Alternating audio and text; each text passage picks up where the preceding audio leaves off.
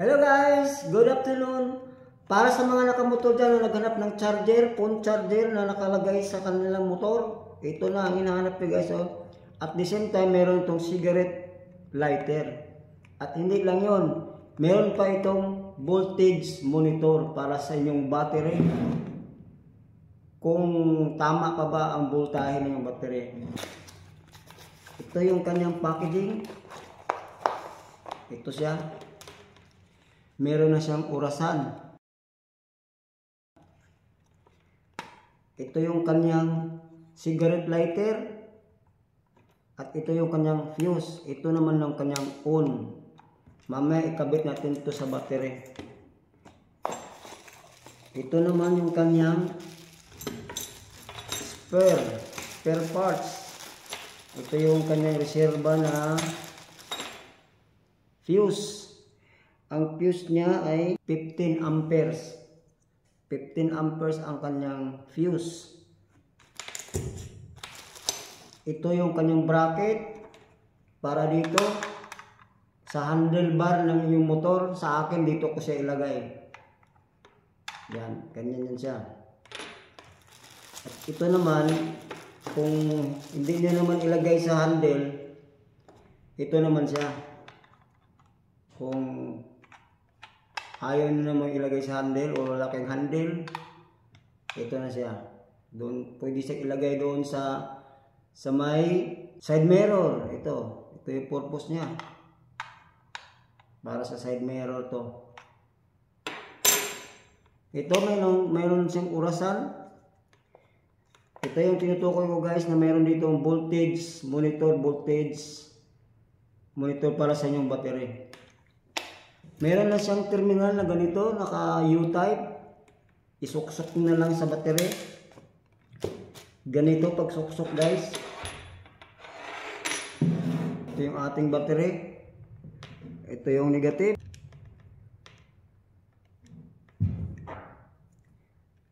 Okay. Negative ng ating battery. Suksok na lang ganyan. Ito. Kailangan naka-off muna para ma-monitor natin. At ito naman yung kanyang positive. Okay. Karekta na siya sa battery guys. Bubuhayin natin. Yan yung kanyang voltage monitor. Kung ang battery mo ay nasa 12 volts pa ba o bumaba. Ayan, 12.1 voltage ang itong ating battery. Ngayon, ito naman yung lighter na guys. Idiin mo lang. Pag pumitik yan, pwede ka nang manigarilyo o magsindi ng sigarilyo. Hintayin lang natin. Ayan, pumitik na siya guys. Ayan, pwede ka nang magsindi ng sigarilyo. Okay? Diba? Maganda.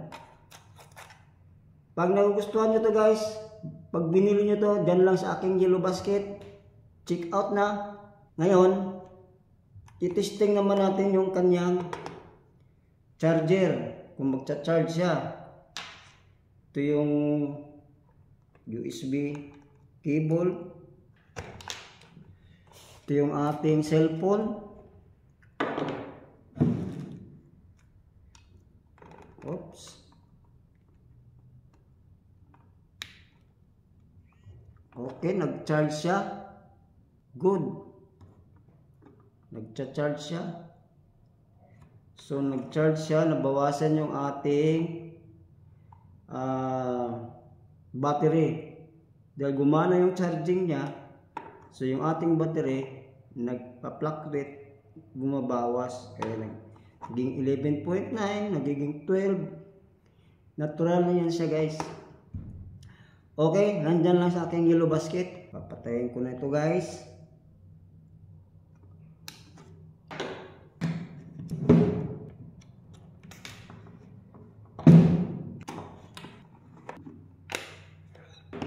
Isama ko na ito sa aking yellow basket guys. Itong spaghetti tube type.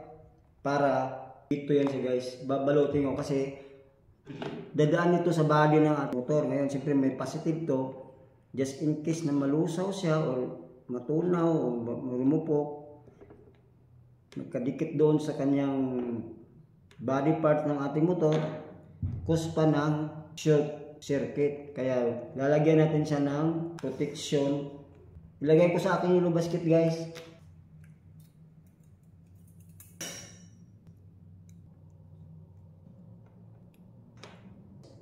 Pagsuksok para hindi ka mahirapan, gamitan mo ng alambre.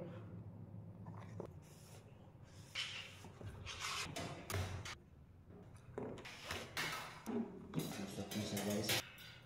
Ngayon ito, suksok natin dito, guys. Dahil malaki, nilakihan ko na ng butas. Ginamitan ko ng soldering iron. So tanggalin muna natin yung mga ano dito.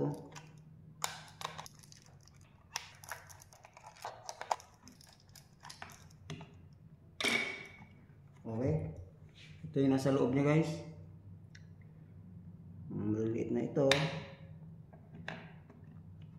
Pasok natin, guys.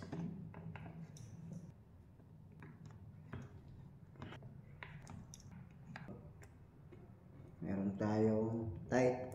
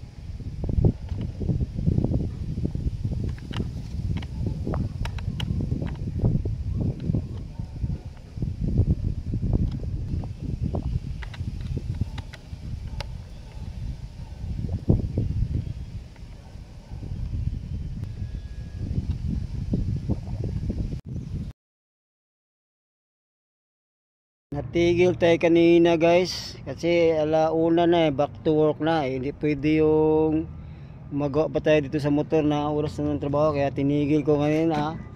Ngayon in place naman ito, in place na yung ating ano kanina, wiring. In place na yung wiring natin guys. Okay, in place na yung ating wiring. Ito lang ang kailangan nating ibalik kasi wala pa tong ano, lock eh. Ito wala pa itong lock. Balik natin yung lock pati dito. Ayan, dito subukan na natin guys. Subukan na natin yung ating okay.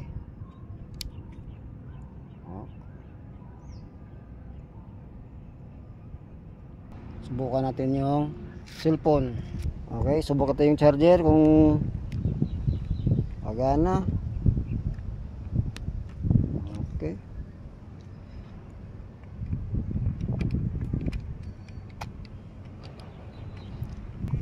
Ayun, no. Gumana siya, di ba? Gumana yung charging niya. Okay. Ito guys, sama ko na rin itong ibenta guys. Sama ko na rin ito sa aking yellow basket. Okay, in place na lahat. Kung gusto nyo dito, check out na. Neutral light ko pala, kailangan kong may balik. Balik ko rito.